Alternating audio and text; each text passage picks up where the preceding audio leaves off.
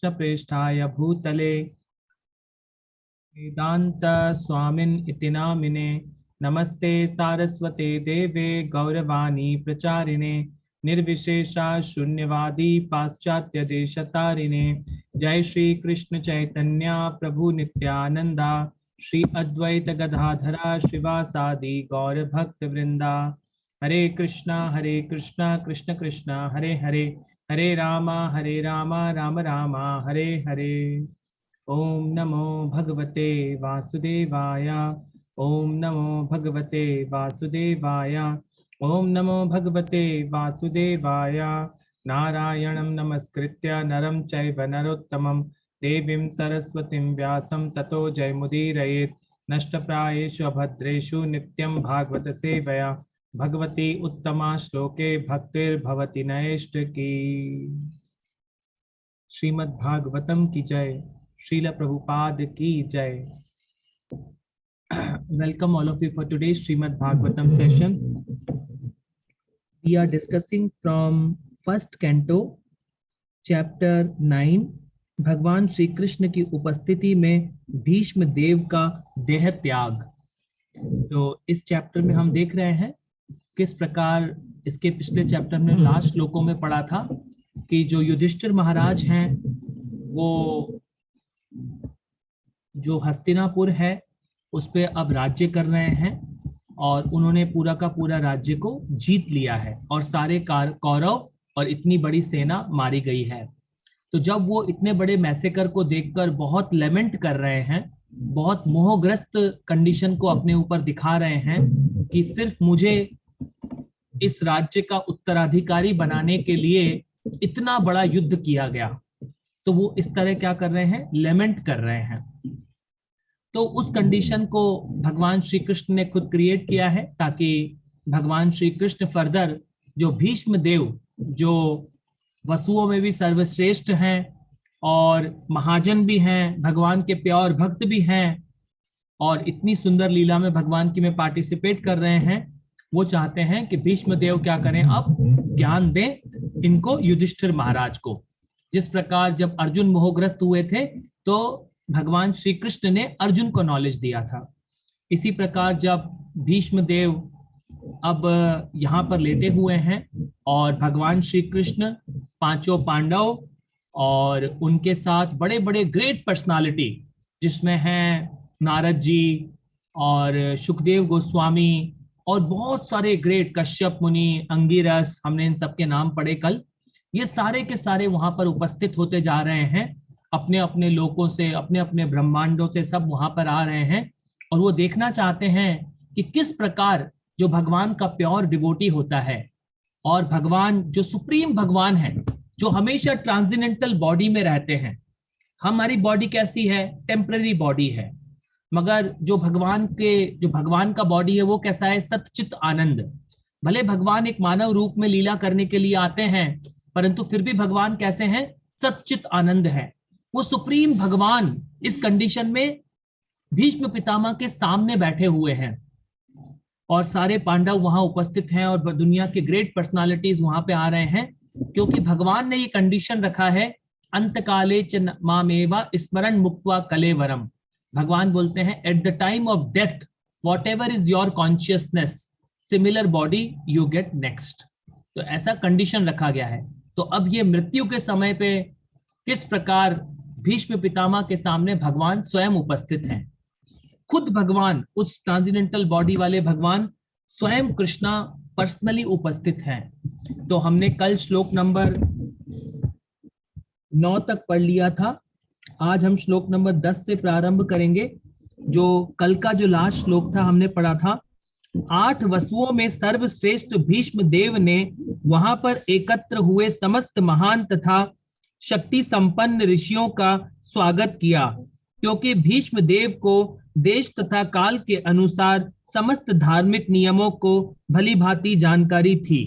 तो जो ये भगवान के ग्रेट पर्सनालिटी होते हैं, ये क्या करते हैं, टाइम प्लेस सर्कमस्टांसेस के हिसाब से सब कुछ कैसे, किस प्रकार भीष्म देव ने सभी का स्वागत किया, जबकि वो तीरों की शैया पर लेटे हुए हैं। सोचिए, उनका बॉडी काम नहीं कर रहा है, पूरी बॉडी से ब्लड निकल रहा है और वो तीरों की शैया पर लेटे हुए हैं। उस कंडीशन में भी भीष्म देव ने जितने भी ग्रेट पर्सनालिटी थे, बड़े बड़े वैष्णव, सारे पूरे यूनिवर्स से सारे वैष्णव वहां इकट्ठे हो रहे हैं और उन सभी का क्या कर रहे हैं, भीष्म देव स्वागत कर रहे हैं, आइए इस असेंबली में।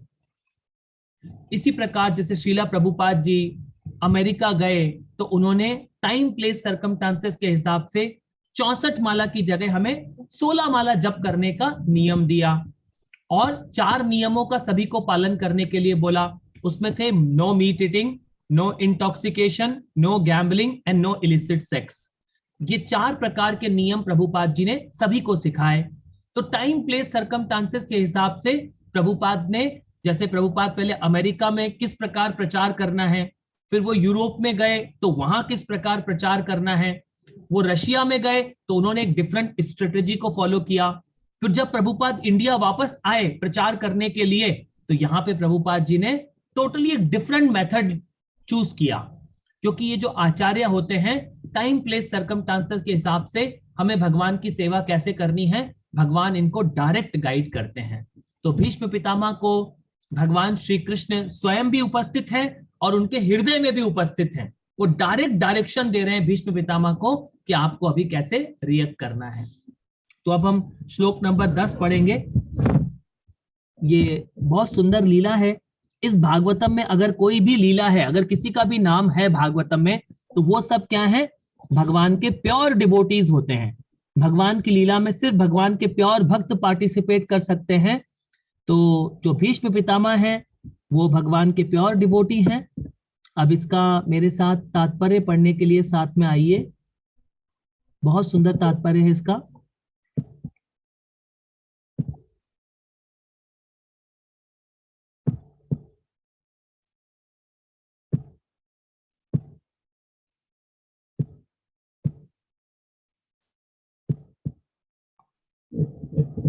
संगीता गुप्ता माता जी,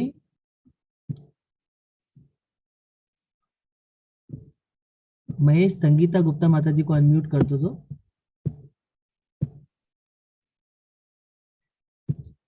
महेश संगीता गुप्ता माता जी को अनम्यूट कर दो।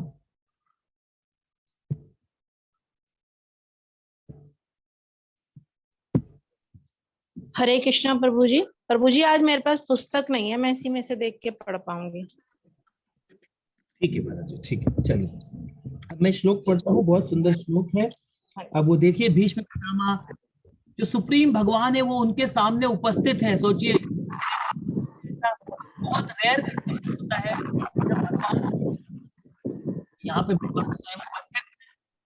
अब वो क्या बोल रहे हैं, कृष्णम च तत् प्रभावज्ञा आसीन जगदीश्वरम हसिस्थम पूज या माया माया या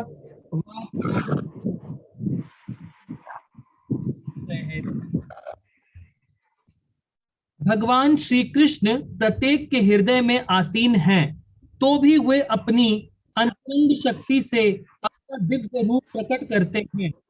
ऐसे के समक्ष बैठे हुए हैं और चूंकि भीष्म देव उनकी महिमा से परिचित थे, अतएव उन्होंने उनकी विधिवत पूजा की। तो देखिए, जो भीष्म पितामह है, भीष्म देव है, वो भगवान की प्योर डिवोटी है और उनको एग्जैक्टली सारी सिचुएशन उनको क्लियरली पता है कि इस पूरे युद्ध को किसने लड़ा है। ये जो इतना बड़ा ग्रेट युद्ध हुआ है, और वो चाहते थे कि जो ये राज्य का उत्तराधिकार है, जो राज्य का कार्यभार है, ये किसके हाथों में चला जाए, पांडवों के हाथों में चला जाए। ऐसा भीष्मदेव चाहते थे। और अब वो देख पा रहे हैं कि युधिष्ठिर महाराज गद्दी पर बैठ चुके हैं। तो ये बहुत सुंदर सी कंडीशन है और भगवान श्री कृष्ण उनके सामने उपस्थित हैं। तो और भगवान जब सामने उपस्थित हैं तो उन्होंने किस प्रकार भगवान, जो अगर मान लीजिए सुप्रीम भगवान हमारे सामने आ जाए तो हम किस प्रकार भगवान की विधिवत पूजा करें, तो उन्होंने उन सारे नियमों को फॉलो किया जो भीष्म पितामह है, तीरों की सैया पर लेटे हुए हैं। तो इसका तात्पर्य से हम समझते हैं प्रभुपाद जी हमें कैसे समझाएंगे। माता जी इसका तात्पर्य पढ़िए। हरे कृष्णा प्रभु जी।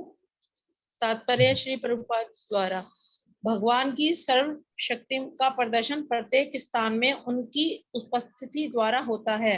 वे अपने नित्य धाम गोलोक वृंदावन में सदा उपस्थित रहते हैं, तो भी वे जन जन के हृदय में, यहाँ तक कि प्रत्येक अदृश्य प्रमाणों के भीतर भी स्थित रहते हैं।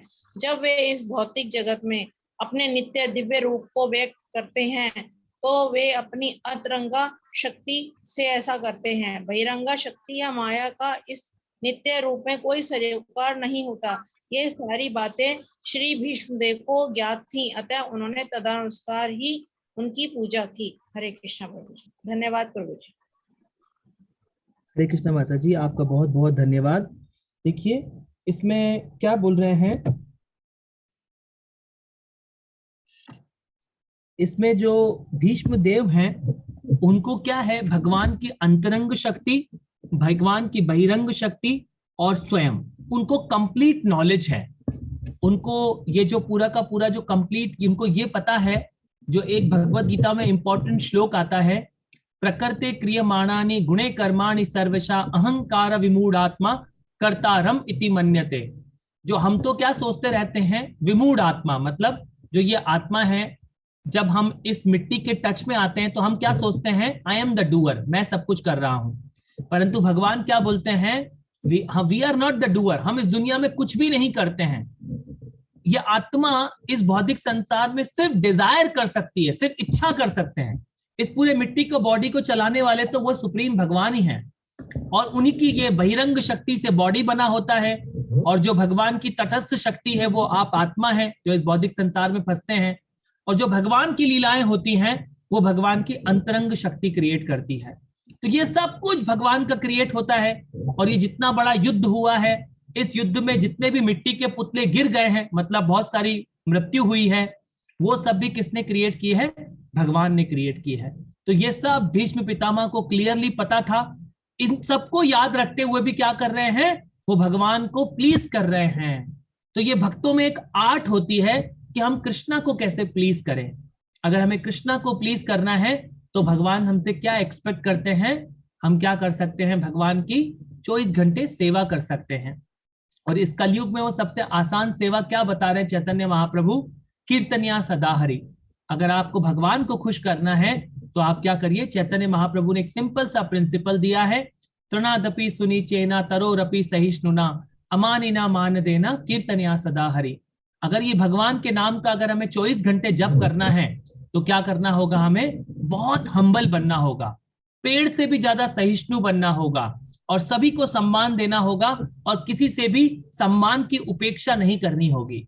तो इस प्रकार जब हम इस हम्बल मूड में भगवान का जप करते हैं तो आप 24 घंटे भगवान को सामने रख पाएंगे। एवरी मोमेंट हम कृष्णा के साथ एसोसिएशन कर पाएंगे। और धीरे धीरे क्या होता है, जब आप इतने अच्छे से जप करते हैं तो आपका हृदय भी क्लीन हो जाता है और हम भी पवित्र हो जाते हैं। और हमारे सामने जो आज भीष्म पितामह के सामने कंडीशन है वो क्या है, भगवान स्वयं प्रकट हुए हैं, स्वयं बैठे हैं। और ये जब आप भी जब भगवान का नाम जप करते हैं तो कृष्णा स्वयं प्रकट होते हैं। इस नाम भगवान के नाम प्रभु और जो सुप्रीम भगवान में कोई डिफरेंस नहीं है। नाम और नाम में कोई डिफरेंस नहीं है। नाम नामी अभिन्नत्वम, जो भगवान का नाम और भगवान में कोई डिफरेंस नहीं होता है। तो ये सब कंडीशन हमारे जीवन में भी हो सकती है, बट वो हमें कैसे करना होगा, भगवान का सिंसियर नाम जो जप करते हैं।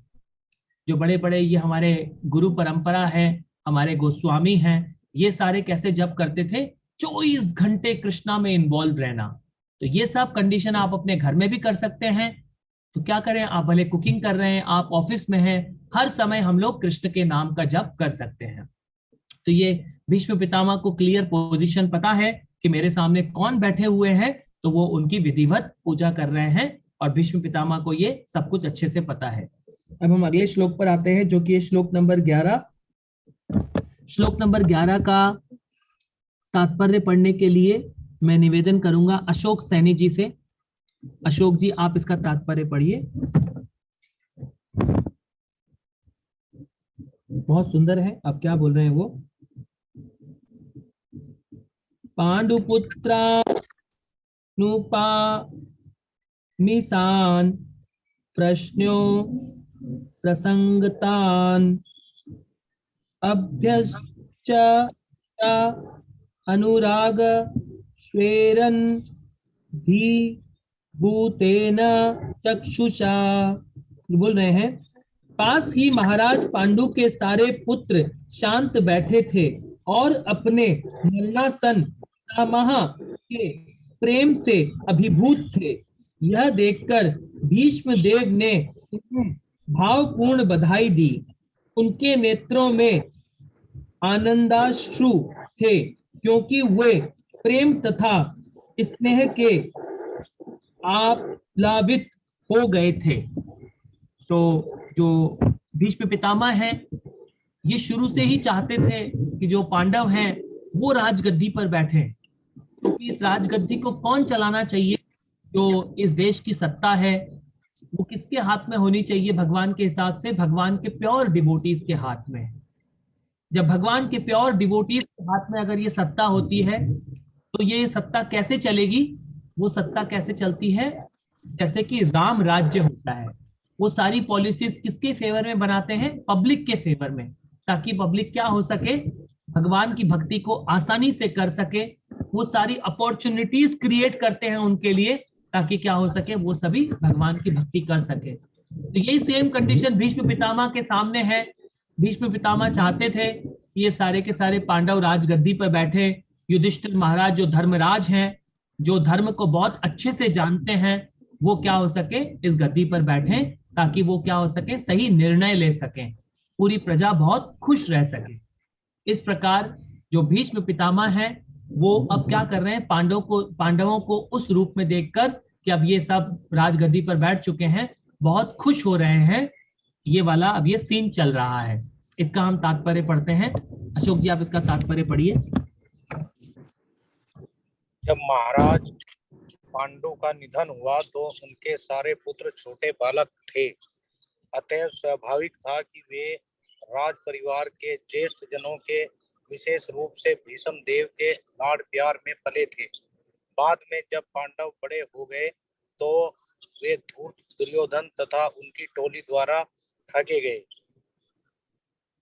यद्यपि भीष्म देव जानते थे कि पांडव निर्दोष थे और उन्हें व्यर्थ ही कष्ट दिए जा रहे थे, फिर भी राजनीतिक कारणों से वे पांडवों का पक्ष नहीं ले पा रहे थे।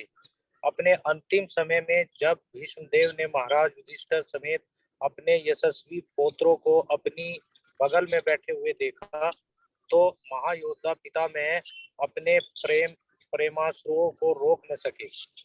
उनकी आंखों से अश्रु स्वतः छलछला रहे थे।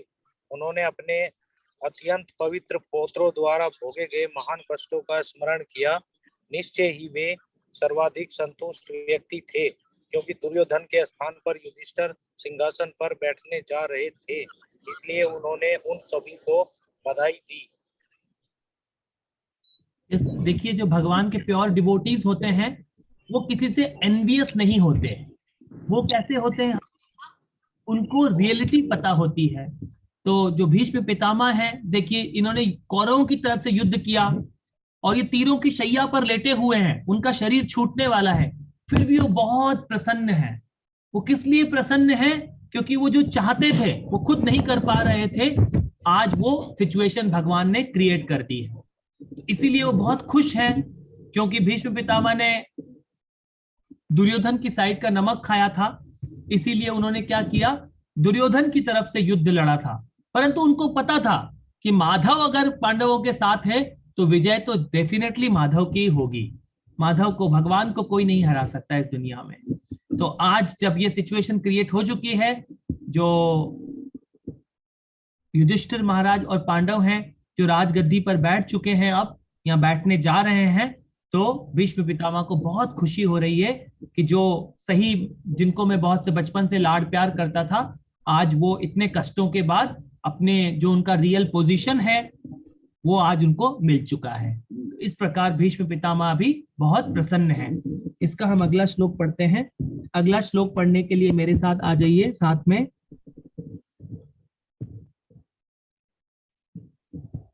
सुनीता मित्तल माता जी, आप पढ़ पाएंगे? सुनीता मित्तल। अगर सुनीता मित्तल माता जी को अनम्यूट कर दो, अगर वो नहीं है तो फिर अनु माता जी को अनम्यूट कर देना। अब मैं अगला श्लोक पढ़ता हूं, देखिए श्लोक नंबर हम 12 पे आते हैं। अहो कष्ट महा अन्याया अधूर्य धर्म नंदनः जीविता हर्ता क्लिष्टम धर्माच्युताशयः। बोल रहे हैं, भीष्म देव ने कहा, आहा, तुम लोगों ने साक्षात धर्म के पुत्र होते हुए भी कितनी यातनाएं तथा कितना असहाय सहा है। उन कष्टों के अंतर्गत तुम सबको जीवित रहने की आशा न थी, फिर भी ब्राह्मणी ईश्वर तथा धर्म ने तुम्हारी रक्षा की है। तो पितामह यहाँ पर बता रहे हैं कि किस प्रकार वो कितने कष्टों से निकले हैं। सारे के सारे जो पांडव थे, इवन जो उनका लास्ट ईयर था जब उनको वनवास भेज दिया गया था, उन्होंने 12 साल का वनवास काटा, वो भी बहुत टफ था उनके लिए। एक राजा के पुत्रों के लिए वनवास काटना इस प्रकार, और लास्ट ईयर वो क्या रहे, अज्ञातवास में रहे थे। अज्ञातवास में पता लग जाता, अगर ये दुर्योधन को पता लग जाता कि ये यहाँ पर छुपे हुए हैं, तो क्या करते उनको, वो फिर से उनको वनवास जाना पड़ता। तो इतनी सारी टफ कंडीशन को झेलते हुए ये सारे के सारे जो पांडव थे, सारी कंडीशन, इतने सारे कष्टों को सहन किया है। और उन सारी कंडीशन, और ये भगवान क्यों कंडीशन क्रिएट करते हैं सारे अपने भक्तों के साथ, ताकि मेरे भक्त क्या हो सके, 24 घंटे मेरे ऊपर डिपेंड रह सके, वो मेरे साथ रह सके। तो ये भगवान की सुंदर लीलाएं होती हैं। अब इसका तात्पर्य पढ़ते हैं, मतलब इसका तात्पर्य पढ़िए। हरे कृष्णा प्रभु जी। तात्पर्य श्रील प्रभुपाद जी के द्वारा। श्रील प्रभुपाद जी की जय। महाराज युधिष्ठिर कुरुक्षेत्र युद्ध के महान नर संहार से अत्यंत विचलित थे। भीष्म देव ये समझ गए, इसलिए उन्होंने सर्वप्रथम महाराज युधिष्ठिर की घोर विपत्तियों का उल्लेख किया। वे अन्याय के कारण ही इस कठिनाई में पड़े थे और कुरुक्षेत्र का युद्ध इसी अन्याय के विरोध में लड़ा गया था, इसलिए उन्हें इस घोर नर संहार के लिए शोक नहीं करना चाहिए था। वे पांडवों को विशेष तौर पर ये बताना चाह रहे थे कि वे लोग सदा ही ब्राह्मणों, भगवान तथा धर्म द्वारा रक्षित होते रहे हैं। अतः जब तक वे इन तीनों महत्वपूर्ण साधनों के द्वारा सुरक्षित हैं, तब तक निराश होने का कोई कारण नहीं है। इस प्रकार भीष्म देव ने महाराज को उनकी निराशा मिटाने के लिए प्रोत्साहित किया। जब तक कोई मनुष्य भगवान की इच्छा के साथ पूरा तालमेल बनाए रखता है, प्रमाणिक ब्राह्मणों तथा वैष्णवों द्वारा निर्देशित होता है और धार्मिक सिद्धांतों का दृढ़ता से पालन करता है, तब तक उसे उसके निराशा होने का कोई कारण नहीं है, भले ही जीवन की परिस्थितियां कितनी ही भीषण क्यों ना हो। इस परंपरा में एक महान सत्ता होने के नाते भीष्म देव पांडवों को ये बात समझाना चाहते थे। हरे कृष्णा प्रभु जी। हरे कृष्णा माता जी। अब देखिए वो क्या बताना चाह रहे थे, अगर इस प्रकार आप धर्म के सिद्धांतों पर अगर आप चले हैं जीवन में, भले कोई किसी भी सिचुएशन में हो, कोई कितनी भी आपके ऊपर कठिनाई आ जाए, परंतु अगर आपने धर्म के सिद्धांतों का सिंसियर पालन किया है, जैसा कि भगवत गीता और भागवतम में प्रभुपाद बता रहे हैं, भगवान श्री कृष्ण ने इस रूल्स एंड रेगुलेशन को दिया है, तो अल्टीमेटली देखिए इस बॉडी को अगर कोई कुछ भी होता है, अगर परमात्मा सैंक्शन नहीं करेंगे तो इसको कोई कुछ नहीं कर सकता। और परमात्मा कब खुश होते हैं, जब आप इस बॉडी को धर्म के सिद्धांतों के अनुसार इसका उपयोग करते हैं। तो हमारे लिए सबसे टॉप मोस्ट धर्म क्या है, इस आत्मा का सबसे टॉप मोस्ट धर्म क्या है, सेवा करना। मरु किसकी सेवा करना, कृष्ण की सेवा करना। तो जब आप इसको कृष्ण की सेवा में शरीर को कंप्लीटली लगाते हैं, तो वो सबसे बड़ा धर्म होता है। जैसे कि मान लीजिए जब हम बच्चों को, या हमारे हरे कृष्णा मूवमेंट में ऐसे बहुत सारे यंग बच्चे ज्वाइन करने के लिए आते हैं, जब उनको ये रियलिटी समझ में आ जाती है तो वो सब ज्वाइन करने के लिए आते हैं कि हम भी इस मूवमेंट को ज्वाइन करेंगे, हम भी कृष्ण की सेवा करेंगे। परंतु कई बार उनके माता पिता उनको रोकते हैं, कई बार तो उनके सगे संबंधी रिलेटिव बहुत सारे गुंडे ले लेके हमारे मंदिर आ जाते हैं, हमारे बच्चे को छोड़ो, हमारे बच्चे को छोड़ो, तुम साधु बना दोगे उसको। तो इस प्रकार से बहुत सारा वो करते हैं, गड़बड़ करते हैं आके। उनमें से कुछ माता पिता को तो समझ में आ जाता है ये तो सबसे बढ़िया सुंदर काम है, ये तो भगवान की सेवा कर रहे हैं सारे के सारे मिलकर और पूरी सोसाइटी को खुश रखने का प्रयास कर रहे हैं। तो सबसे इंपॉर्टेंट प्रिंसिपल क्या है जीवन का, वो है भगवान की सेवा में लगना। भले आप कैसे भी लगे हुए हैं, कहीं पर भी है, किसी भी सिचुएशन में है, अगर इस मिट्टी के शरीर को अगर आपने भगवान की सेवा में इन्वॉल्व किया है तो वो इस जीवन का सबसे इंपॉर्टेंट प्रिंसिपल होता है। तो यहां पर वो बोल रहे हैं भीष्म पितामह कि अगर वो बोल रहे हैं यहां पर कि यह बताना चाह रहे थे कि लोग सदा ही ब्राह्मण, भगवान तथा धर्म द्वारा रक्षित होते रहे हैं, अतएव जब तक वे इन तीनों महत्वपूर्ण साधनों के द्वारा सुरक्षित हैं तब तक निराश होने की कोई कारण नहीं है। तो जब तक क्या होता है, आप जीवन में निराश नहीं होंगे जब तक आप धर्म के सिद्धांतों का पालन कर रहे हैं। तो ये सारे पांडव क्या थे, कभी भी निराश नहीं हुए, भले इनका पूरा का पूरा राज्य छिन गया हो। सोचिए जिसका पूरा सब कुछ राज्य छिन गया हो, पत्नी को वो दाव में हार चुके हो, सब कुछ पिता नहीं हो जिनके, फिर भी वो क्या थे, निराश नहीं थे, क्योंकि वो क्या थे, भगवान के सिद्धांतों का पालन कर रहे थे और वो इन सब के द्वारा प्रोटेक्शन मिल रहा था उनको। तो इसी प्रकार जब हम भी हमारे जीवन में, तो ये याद रखिए हम प्योर आत्मा हैं और प्योर आत्मा का सिर्फ एक ही काम होता है, वो कृष्ण की सेवा में लगना। हमारा और कोई उद्देश्य ही नहीं है।